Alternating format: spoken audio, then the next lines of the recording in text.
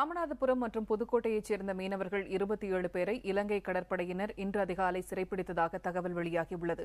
இது தொடர்பான தகவல்களை செய்தியாளர் ஆனந்தனிடம் கேட்கலாம். ஆனந்தன், எந்த பகுதியில் தமிழக மீனவர்களை இலங்கை கடற்படையினர் சிறைப்பிடிச்சிருக்காங்க?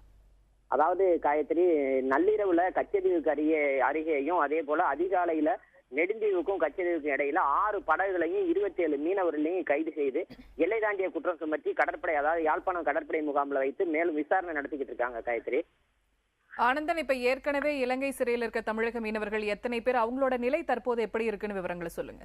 அதாவது நிச்சயமா நேற்று முன்தினம் சிறைபிடிக்கப்பட்ட ராமநாதபுரம், புதுக்கோட்டை மற்றும் காரைக்கால் பகுதியைச் சேர்ந்த 81 மீனவர்களும் 85 விசைப்படகுகளும் மீட்கப்படாம இருக்கு. அது மட்டும் இல்லாம அவங்களுக்கு கடந்த, அதாவது இந்த 38 மீனவர்கள் கடந்த ஒரு 70-75 தினங்களுக்கு மேலாக யாழ்ப்பாணம் சிறையில் அடைக்கப்பட்டிருந்தாங்க. ஆனா அந்த படகுகளையும் மீனவரையும் விடுவிக்க வலியுறுத்தி அதாவது தமிழகம் முழுவதும் போராட்டங்கள் நடத்தினாங்க. அது மட்டும் இல்லாம வெளியுறவுத்துறை அமைச்சர், இலங்கை அமைச்சர் எல்லாருமே சந்திச்சும் பேசியுமே மீண்டும் கைது நடவடிக்கை தொடர்ந்துகிட்டே இருக்கு. பூர்ணிமா, தகவல்களுக்கு நன்றி ஆனந்தன்.